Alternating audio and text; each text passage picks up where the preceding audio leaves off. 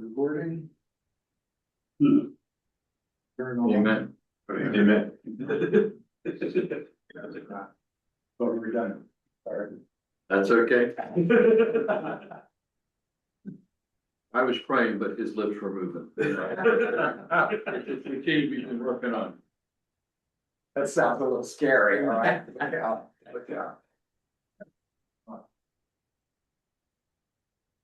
Yeah, well, so good day, gents. Thank you.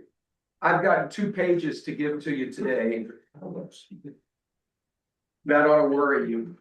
We've got a little bit more than usual, so make sure you get 2 pages. All right. He's in there both sides. That's right, it gets worse and worse. Now, you know, if you were here with us last week, kind of what I've invited us to take a look at here. I've been reading this book by Malcolm Guite called Mariner, which is, the subtitle is A Voyage, or perhaps a Theological Voyage, with Samuel Taylor Coleridge, and his well-known poem, The Rime of the Ancient Mariner. I'll look at that, we'll see if it's an extra right here. This is a book in which Guite, this Cambridge priest and poet and theologian, does a little bit of analysis of the poem. In fact, walks through it quite extensively so you can understand what's going on there. But he's also saying, you know, it seems as though there are larger things going on than just a poem. There's also some real theology present there. As Coleridge, influenced by Christianity, sometimes in and out of sort of a small O orthodox approach to faith, but moving more toward that at the end of his life. So there are theological ripples throughout the poem, and then most interesting to Guite, he connects it also to Coleridge's to his personal biography. So that there is a kind, Guy is maintaining, and I think he does a pretty nice job of explaining this. He says there's a kind of theological prophecy that's involved. So we read a poem, and it seems just like sort of a classic Gothic story. There's some spooky things in it that kind of give you a chill, and then you sort of move on. Except that it seems, as you follow it more deeply, that there is, in this poem that we're looking at, there's also theological principles that continue to arise, and we're going to see some of that today. Today in our contemporary world. And in addition to that, it seems as though there's even some personal connections in Coleridge. Coleridge wrote this poem as a young man. What was he, 28 years old or something like that? But his own life seems to unfold in a way that looks an awful lot like the mariner in the poem that we're looking at. So we're exploring that as we move forward. There are 7 parts in the poem. Last time we looked at part 1. Fasten your seatbelts. Today, parts 2 and 3. So it's a little longer. We'll read through. Did anybody read ahead? Did anybody read the poem here this week? Yeah. Yeah, see there? All right. If I fall over, then you jump in, all right? I got swallowed up for the waves. Yeah. So, you remember from last time, right? We had a departure from England. This is the way the poem began. But actually the departure is being told by the mariner himself, do you remember? Who begins by grabbing hold of a guy on the way to a wedding. 3 people on the way to a wedding. The mariner grabs hold of one of them, and the guy, it seems, can't let go, can't get free. He ends up just sitting and listening, sort of spellbound. There's something happening in him. That's going to be an important thing as the poem develops a little more. So this wedding guest is listening as the mariner tells his tale about leaving jolly old England and sailing south and crossing the equator. And then suddenly things start to happen in more unexpected ways. A storm comes on, it carries him further south than he intended. They get trapped in the ice down in Antarctica. Looks as though it's pretty bad. And then deliverance arrives in the form of an albatross. You remember that? Whom they interact with some, just calling it, it comes to eat with them, it rests with them, it flies around. And the ship, by following the albatross, is able to find its way out of the ice floe and is rescued. And then you remember the last lines of part one, perhaps, where the mariner suddenly goes very pale, and the wedding guest says, "Why look'st thou so?" And the answer is, no explanation. The answer is, "With my crossbow, I shot the albatross." What happens when evil is what is the response to a kind of blessing, a kind of rescue? Don't we find that all the time? Sort of the mystery of evil that appears for no good reason. And God help us, it appears in me. It appears in us. So what happens next? All right, here we are in part two. I've given you a page there. That's right, front and back. Get used to the idea. So we want to look at part two and kind of trace the story, and then we'll look at a couple of implications in it as we go. Okay? You ready? Here we go. Part two. The sun now rose upon the right. Out of the sea came he, still hid in mist, and on the left went down into the sea. Pause for a minute. You remember we've been in the South Pole, so that means we're headed north again. The sun is rising on the right, in the east, going down in the west. Sounds good.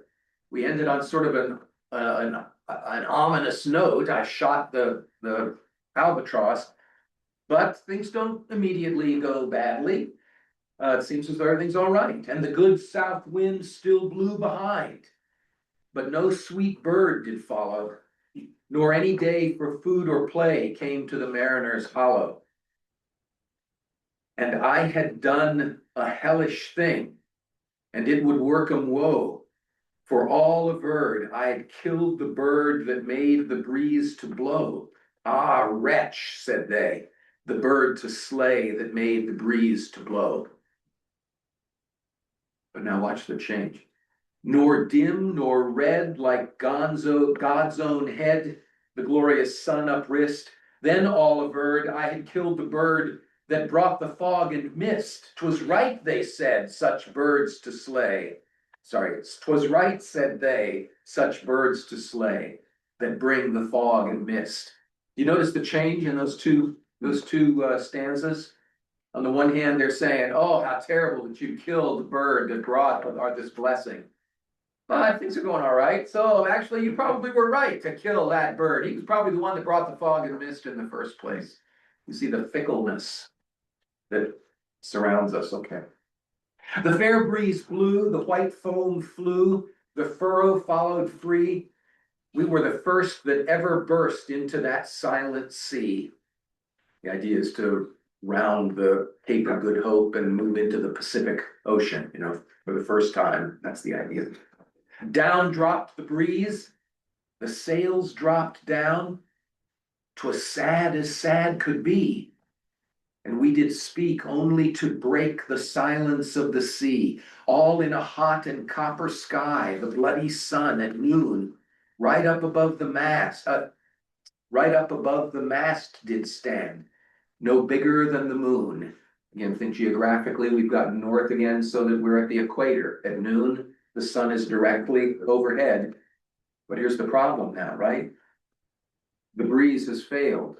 So now we're on the sea, but no longer moving. So there's sadness all around. Things maybe weren't so happy as we thought. Day after day after day, we stuck, nor breath nor motion, as idle as a painted ship upon a painted ocean. Water, water everywhere, and all the boards did shrink. Water, water everywhere, nor any drop to drink. Probably the most famous line in the right. The very deep did rot, O Christ, that ever this should be. Yea, slimy things did crawl with legs upon the slimy sea. About in reel and rout, the death fires danced at night, the water like a witch's oils burnt green and blue and white, and some in dreams assured were of the spirit that plagued us so. 9 fathom deep he had followed us from the land of mist and snow. You get the idea, there are things going on the surface, sadness, hateful things, kind of creepy stuff. But they're aware from a dream and that sort of thing that there are spiritual forces at work, some sort of polar spirit that has accompanied them from the time when we violated his realm in Antarctica and killed an innocent bird. Now this spirit is right there with us that's come from the land of mist and snow. All right, I'm almost finished with this abundant. And every tongue through utter drought was withered at the root. We could not speak no more than if we had been choked with soot. Ah, well a day, what evil looks had I from old and young. Instead of the cross, the albatross about my neck was hung. Oh, there you go. That makes you warm for the day, doesn't it? Right? All right, can we think a little bit about this? We're going to go on into part 3 in just a second, but let's think a little bit about what's happened here. Think theologically. I'm following Geit's read here. Do you notice how, having done a hellish thing, unprovoked violence against the source of life for them, right? Unprovoked, this act of violence doesn't have immediate consequences. Instead, things look as though they're okay. Enough so that folks kind of say, yeah, probably that bird was the problem the whole time. Maybe it's good that we got rid of it. In other words, there's nothing about that bird that had any kind of intrinsic goodness in it, they seem to say. You know, if you want to kill a bird, there's nothing wrong with killing a bird. Get your slingshot, go out and take an aim at that bluebird out on the branch. It's just a bird. You notice how it seems as though there is a move toward regarding the world around us as just a fact, just stuff, material that we can handle in any way that we want. It's up to us what we do with it. We take reality as we find it and we mold it and do what we want with it. Sometimes that might be pleasant and you might like it, and sometimes it's not so pleasant and it seems like you might disagree, but we can do what we want.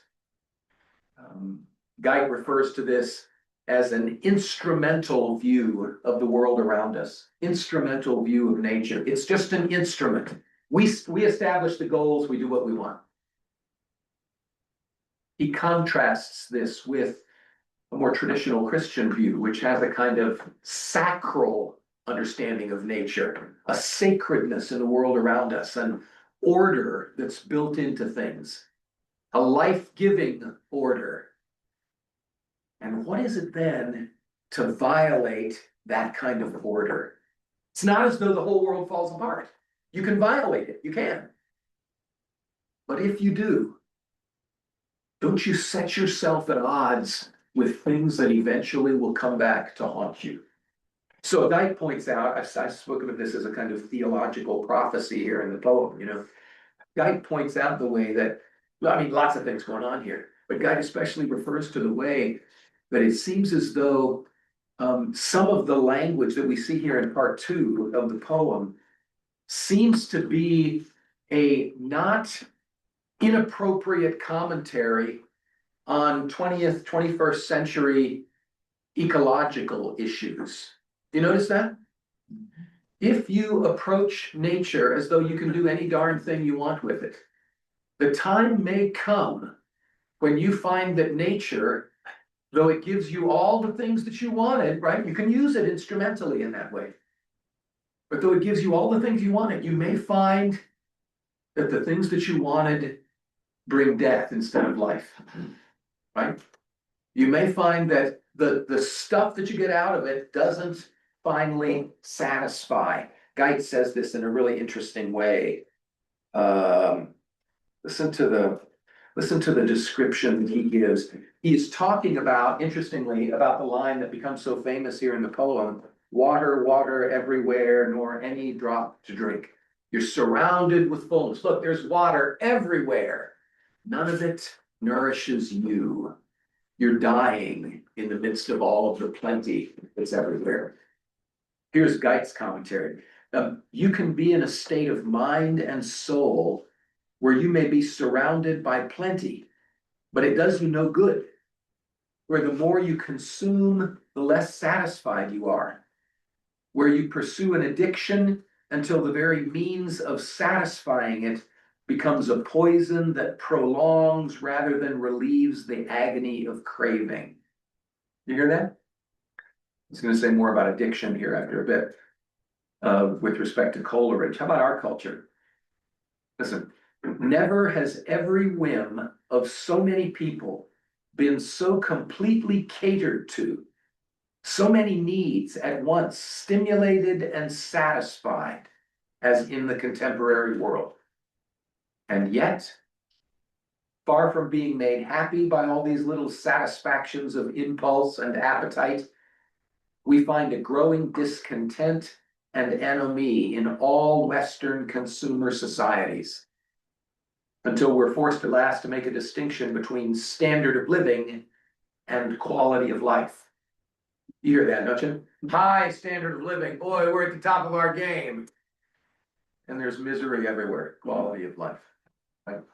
It's particularly telling that a poem whose overarching meaning is so prophetic of the current ecological crisis, it's telling that a poem like that should also so acutely express the hollow center of the consumerism which has itself led to that ecological catastrophe. Do you hear that? Do we have a world? Are we part of a world that seeks to treat reality in a way that's going to give us water, water everywhere, not a drop to drink? Get the idea? Definitely. What do you think? I just, coincidentally, I don't know if it fits, read about Nietzsche, reading Nietzsche, God is dead. Right.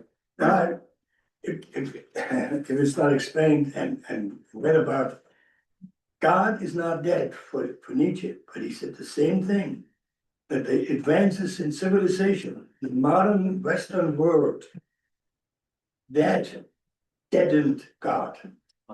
It removed him from our consciousness. It removed the spirit, as it were, for in exchange for the niceties we experience through modern technology and so forth.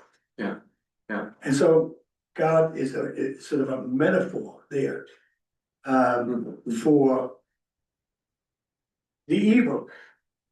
You know, that all the good things can be very, negative. Yeah. Have a negative effect on us. Isn't it an interesting thing? I mean, look in lines 120, 121, this is where water, water everywhere, nor any drop to drink, right?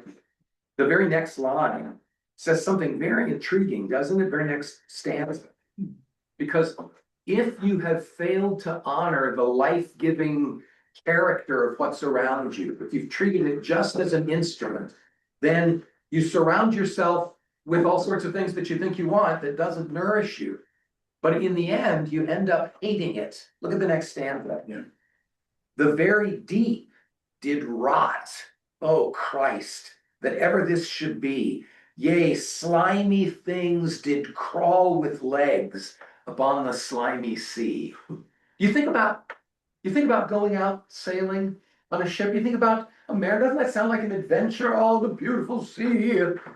The more you're in it, the more you hate it because you haven't honored it in the way that it was supposed to be honored. You get the idea?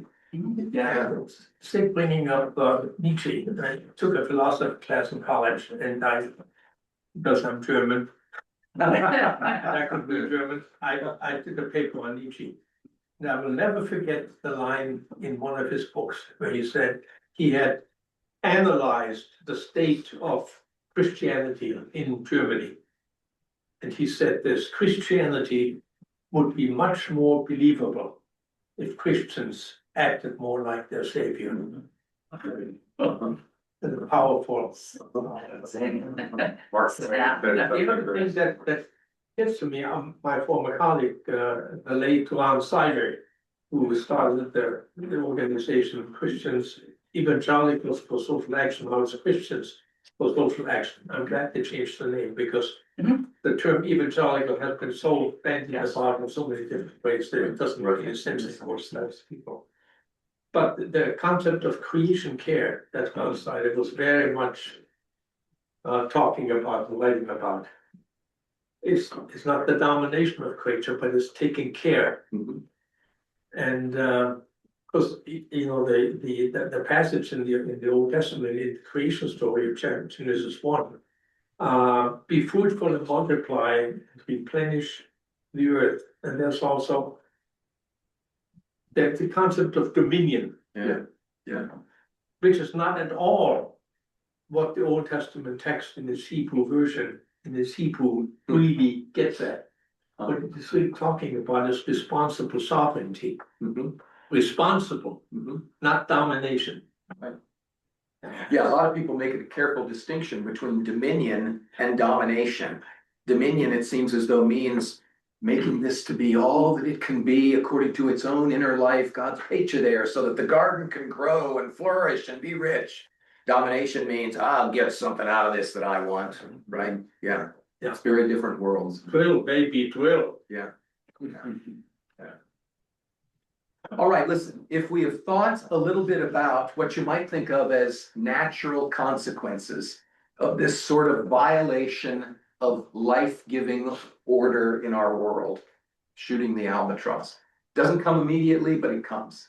It may come hundreds of years later, but it comes. And we end up hating the very things that we refused to love. We thought we could use them as tools. It turns out that we despise them. And they destroy us. As though that's not bad enough, can we look a minute at part 3? Okay. So look at the other sheet that I've given you here. Yeah. Thank you, sir. Let's move from natural consequences to what Geit sometimes describes as sort of more than natural consequences. Here's where you came for the horror show, right? Let's see what happens next. Remember, they're out on the sea, they're becalmed, they've got no way of getting out, and so that it's they're drought, they're starving, there's all sorts of things going on. All right, part 3. Here we go. There passed a weary time. Each throat was parched and glazed each eye. A weary time, how glazed each weary eye. When looking westward, I beheld a something in the sky. At first it seemed a little speck, and then it seemed a mist.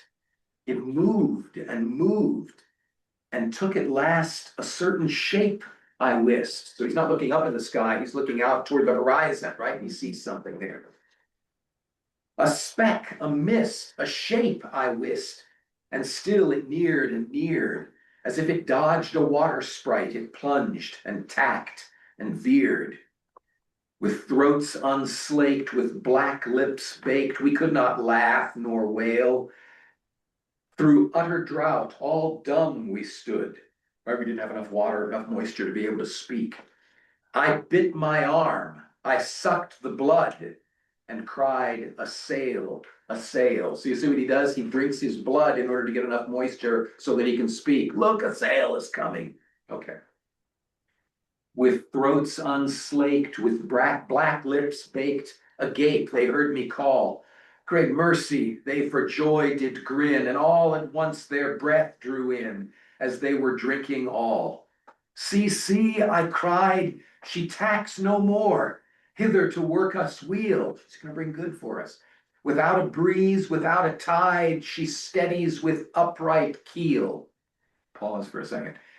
Do you notice now? They're excited. Here's a ship, a rescue ship. Something's going to save us. Hooray, we're becalmed. It's able to come somehow without any wind blowing to bring it here. And then they pause and they think, wait a minute, what kind of a ship is it that can go along with no wind to blow it, right? There are no motorized engines or anything here, right?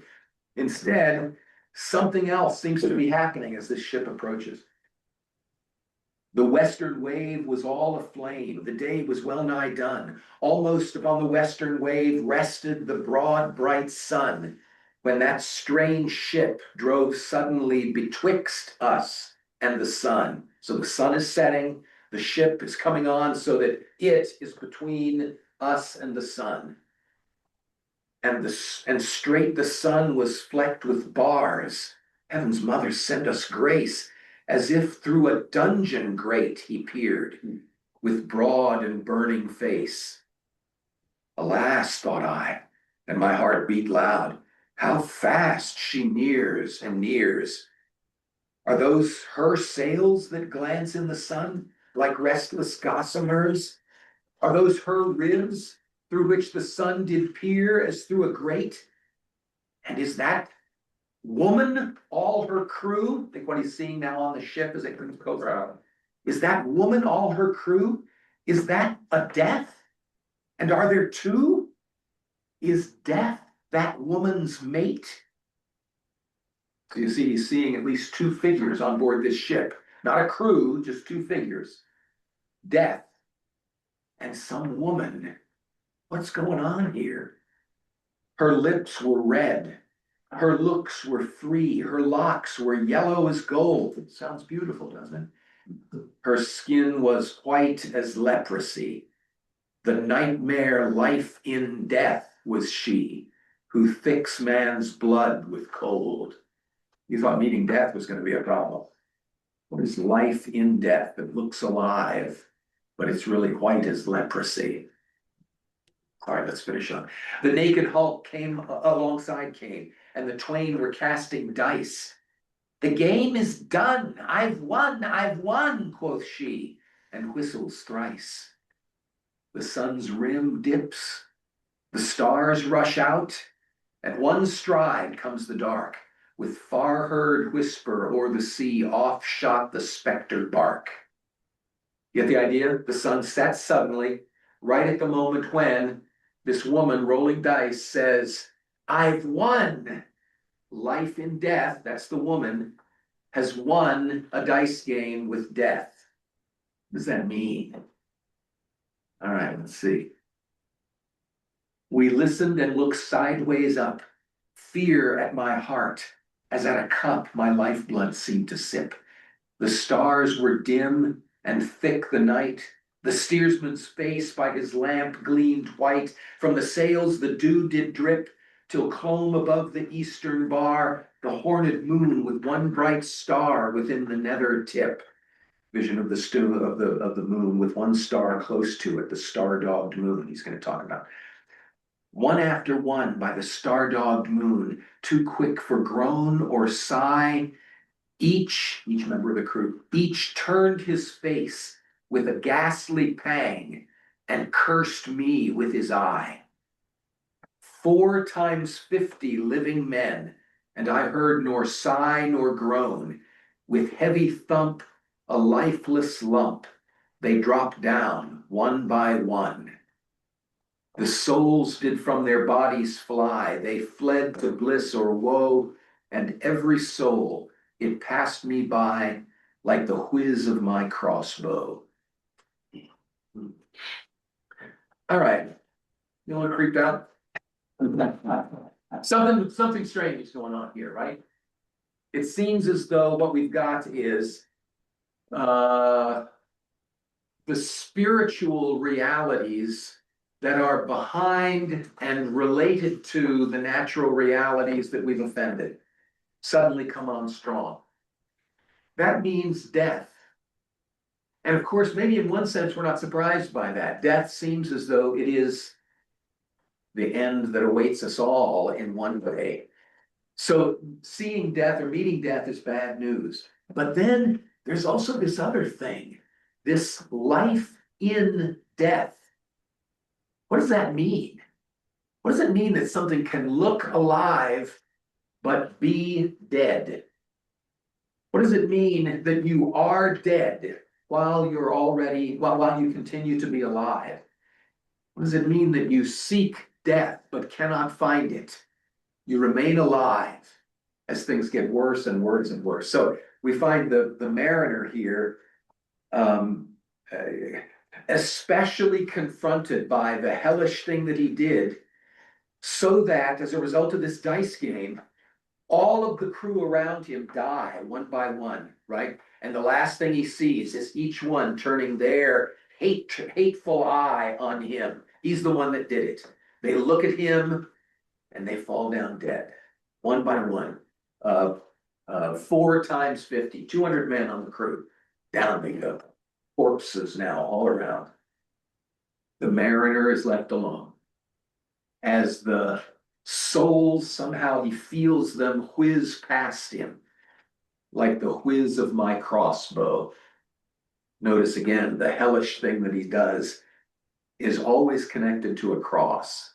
Isn't that interesting?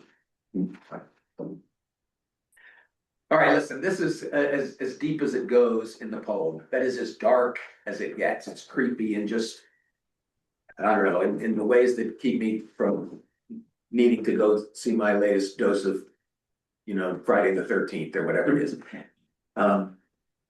Geitz suggests that we find all sorts of things here that seem true.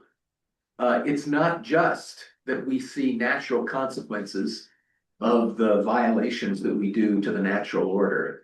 It seems as though, in fact, we store up larger kinds of consequences that sometimes visit us in life. Now, he has a lot to say about this, about how this plays out in Coleridge's life. Can I just point to one thing, because I know we're short on time. He narrates Coleridge's continuing unfolding life. And Geitz says, it's very interesting, shortly after he writes the Rime of the Ancient Mariner, just a poem, a genius poem, but just a poem. His life seems to take some turns that, in the end, within 10 years, Coleridge himself is starting to say, my goodness, I feel as though I'm living in my own poem, right?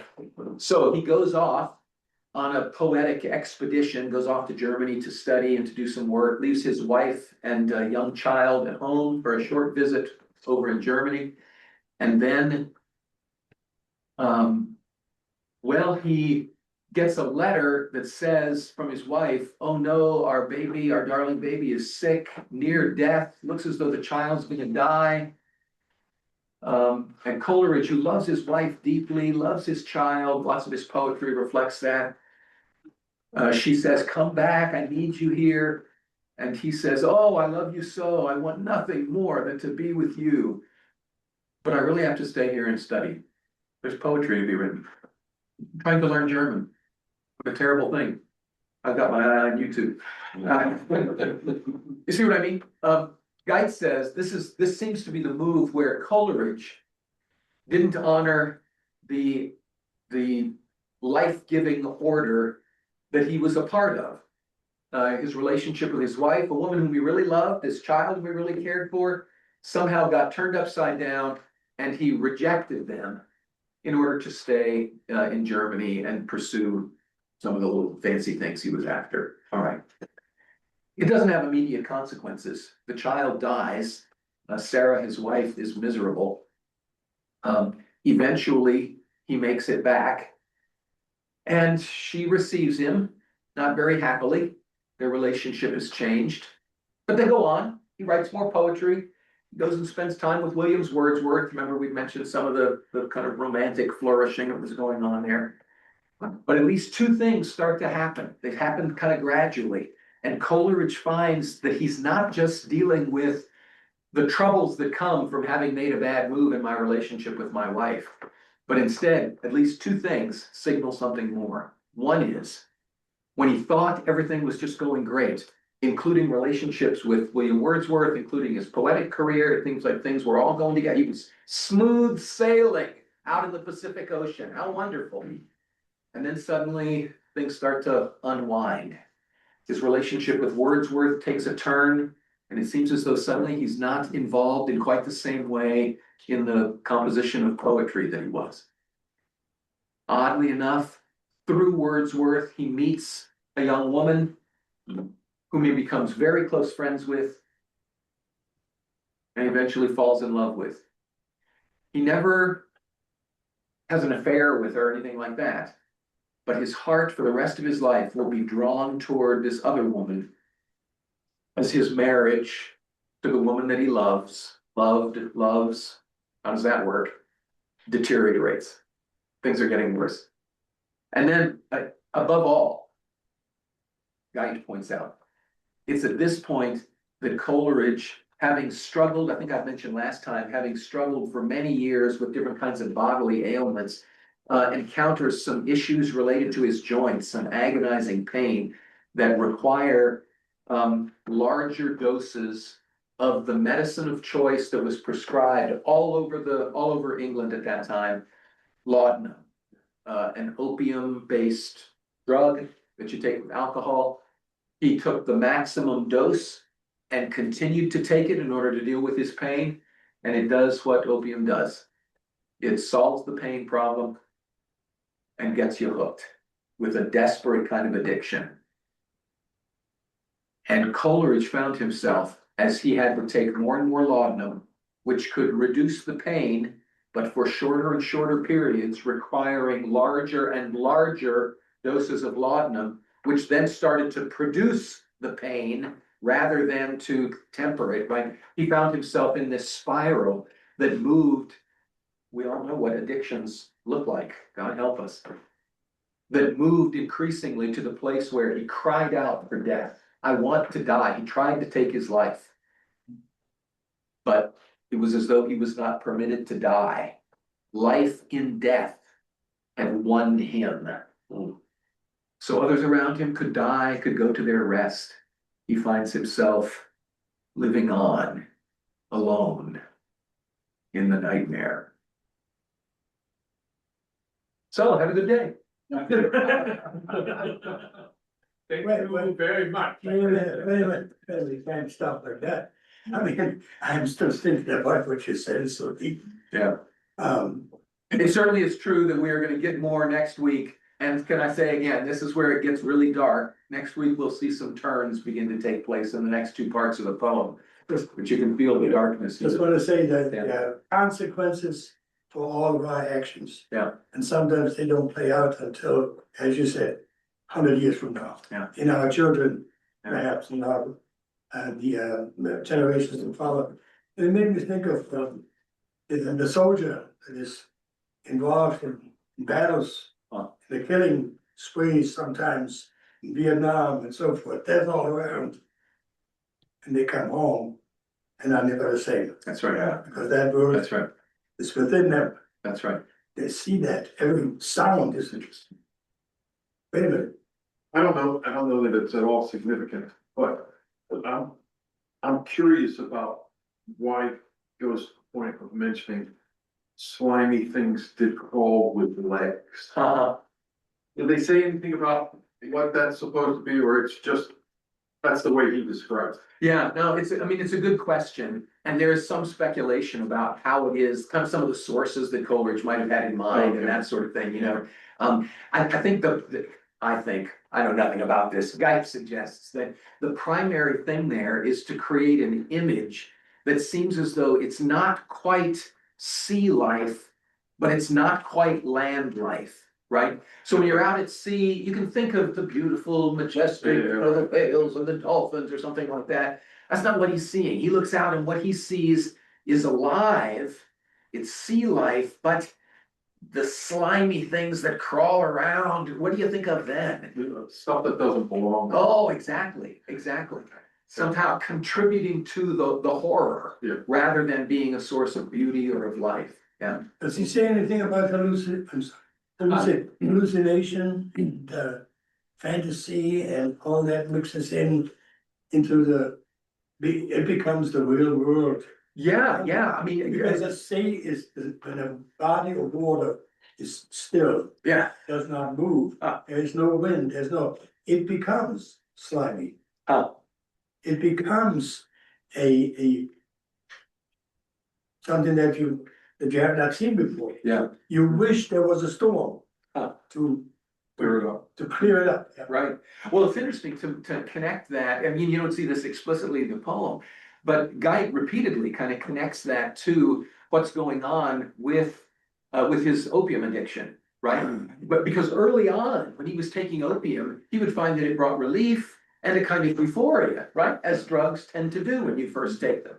One of his famous poems, Kubla Khan, he boasts was written under the influence of opium. That's where he had these great visions. It's not clear how much that actually is true and how much he was just kind of, he thought that was a good play to make, folks would get excited by that. He was turning folks on with it. But still, the whole idea that you take opium and suddenly you can't see things as they are, you see all sorts of things. And so the horror show increasingly is related to to the drug, to the addiction itself, but it makes him see reality then in ways that have all sorts of features that it's hard to judge. Yeah. Two thoughts. One is going back to some art history classes in undergrad, so it's a long time ago, but I seem to remember a lot of paintings and wood carvings of back in that era where they did imagine all sorts of creatures and animals, in the deep. And, there was this kind of superstition or whatever that there might be creepy crawly things, not just, fish and whales and things like that. Yeah, yeah. So it might have been reflecting of that. Well, then it's, in a certain sense, of course, that really is true. There are all sorts of things going on in the sea. For example, where he talks some about the lights that he sees, all the different colors and things. Yeah, I mean, in fact, you see that at night if you're at sea. There's all sorts of phosphorescent kinds of creatures that are there and things. Are they ugly? Are they slimy things that crawl with legs? Or is it a source of beauty? The more he sees it, he's thinking, witches, oils, that's all bad, it's hair, I hate it. We're gonna have to watch and see how that changes. Yeah. The other thought was, although correct, we as Christians don't believe in karma. But actually, I think we do believe in what I call limited karma. That when you read whatever that chapter in Deuteronomy that if you do all these good things, or if you follow the Lord, all these good things will happen, and if you don't follow the Lord, all these bad things will happen. And in Psalms, it's let those who are who hate you, let all sorts of bad things happen to them, and show that you're my Redeemer. So there is a sense of what goes around comes around, Right. Just within the context of we're saved by God's grace, not by what we do. But there is a bit of a this is going to come back to bite you in the butt. At what point in his life, in relationship to the period of his intoxication with the drugs, did he write this poem? Before he was already taking some laudanum to deal with some modest problems, but the poem is written again in his kind of mid-20s. And the more serious problems develop probably 5-8 years later, and suddenly he finds himself grabbed by the And throat. did he have an experience on the sea in sailing? Not before he wrote the poem, but shortly after, when he took this trip to Germany, he was himself a mariner that he went on. Because the imagery Yeah, that he conjures up from others' descriptions apparently Right. about what it was like to be in the ocean and doing a storm and doing a calm and right, so on. It's just fascinating. yeah. Where did you live in England? Was you on the coast? Yeah, I wanna say Bristol, but I'm not sure that that's Bristol's right. that's like maybe. Yeah, sure. I mean, because I know growing up, when you talk to your parents and all their friends and you hear stories. And so if he grew up near a port, I'm sure he heard lots of stories. Yeah, including some supernatural stories, right? There are lots of sailors' tales about encountering, the death ship or the, what's the or like Flying Dutch. Yeah, exactly. Black Pearl, Black Dutchman, that's not the Hollywood version, but right? Yeah, lots of that going on. So Coleridge is building on all of that. You remember, of course, the movement in poetry called British Romanticism aims to take ordinary things. I meditate on a leaf or on the movement of a stream or something like that, and to see in them deeper kind of spiritual realities. It seems as though Coleridge here also is seeing these spiritual tales like the Black Dutchman, the Flying Dutchman. And he sees, maybe these two are connected to ordinary realities. In the end, he's saying, like my relationship to my wife, have I violated something? And now, behold, life and death is present. So, Anyway, my big takeaway is for you two. Okay, you two are 2 years older than I am. And I'll keep mentioning, you're 1950. get that in a minute. The bottom line is that I'm 2 years younger than you guys, but William Wordsworth was 2 years older than Coleridge. And I'm gonna be very interested with Wordsworth, and I know he's up there. I'm gonna be interested, that will be a first conversation as to how you deal with guys that are your own age. And how are you dealing, hey Wordsworth, how are you dealing with Coleridge? What were your conversations? Were you talking about Jesus, William Wordsworth? Oh, I can't wait. Sandy can't wait, because I want to hang out with men my own age, guys. Yeah. You too. I want to hang out with men my own age. I really do. And you don't want to hang with me, but I want to hang with you. You know, so get the message, will you? I mean, come on. There's a limit to everything. Sandy, it sounds like you're gonna have a lot of first conversations. Oh, I'm gonna have a lot of conversations, believe me, but you know, Wordsworth, you know, buddy, you know, I'm gonna find out what the real story was. What did you tell him? There you go. I'm sorry. Hey, why don't we, I'm trying to remember the author, and it's probably gonna come to me at like 1 o'clock in the morning or something like that, but, call us. I think it was, yeah, I think it was, either a priest or a pastor who wrote a book on addiction and grace. And, makes the point that when we think of addictions, we think of, opium or alcohol or pornography or whatever, shopping or something like that. And he makes a point, he uses the French word attachment for, attaching something along to the cross. And he says, if we take Christ off and we, you know, attach anything else, it becomes an addiction. And the first half of his book is really convincing in that. I think the second half, he goes off a little bit too far on that. But you know, the whole idea that addiction is not just what we see on the news or, you know, hear about from Hollywood and that kind of stuff. Anything we replace, any way that we replace, anything we replace Christ with, Yeah, becomes an addiction. yeah. Because we think it's gonna give us relief, joy, happiness, Mhm. fulfillment, self-worth. Yeah. Hey, let me say a prayer for us as we move forward. May I?